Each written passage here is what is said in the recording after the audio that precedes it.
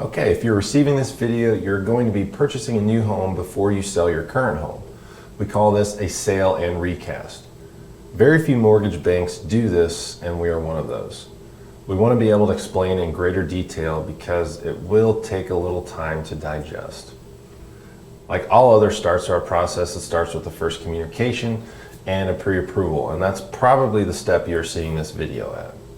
This pre-approval step takes a little while longer in the respect that we want to make sure you understand the process because there is some work that we have to do after you purchase your new home. So the part of the pre-approval process that's just like all the other loans will include us sending you your secure link to create a portal. Inside there is where you will sign documents as well as upload in a safe and encrypted space. We will then download those documents along with a credit report and we'll issue a pre-approval. We will also need to count your existing mortgage payment against the ratios to make sure there's enough room there because we don't want to write contingent when you do make an offer on your new home. This makes it a lot easier for you to win, especially in multiple offer situations. If on your pre-approval you don't have to write contingent on the sale of a current property. We want to make sure we take additional time for that. Once the pre-approval is issued, your realtor will take you shopping. Find a home, make an offer, and get it accepted. Once accepted, your realtor will send me the contract and we will start disclosures right away. Like in every other loan applications, you will get a 1003 and a loan estimate so that we can go over payment, rate, and make sure that all the costs associated with the transaction are understood. The next step is processing. Usually around step 5 or 6, we lock the loan. You will then receive a lock loan estimate. This is where the numbers start to get dialed in from the broad view where we started. That rate lock loan estimate will be guaranteeing your rate through a particular date, usually a few days past closing. It'll be guaranteeing the costs within certain tolerances. We'll also be talking to your realtor about the building inspection, making sure there wasn't anything that would kill the deal.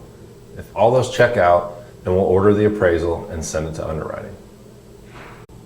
This is where we run last checks on consistency, program accuracy, and we'll also be flagging this loan for a later recast to be able to make sure we underwrite it and turn it in with the correct program specifications. Once we get clear to close upon updated documentation, which could be updated pay stubs, verification of employment, updated credit report, etc., we will turn the documentation over to our closing department. They will contact the title company that you are using and make sure they balance with the transaction and all the numbers match up. Then we close. You'll need to bring a cashier's check made out to the title company for the funds outstanding for your contribution. We will then wire the rest of the funds. You get your keys and now it's time to sell your old house.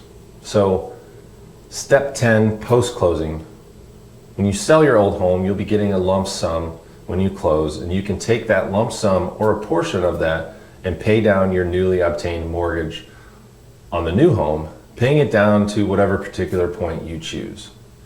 That servicer will give you something that looks like a payoff statement and it will contain the new expected payment under the terms of the new mortgage. It'll be a lot of information, so if you're confused, don't hesitate to give us a call and we're happy to be able to help you out. If you are paying it down to 78% of the purchase price, mortgage insurance will cancel and you will get a new payment based on the remaining principal balance and term.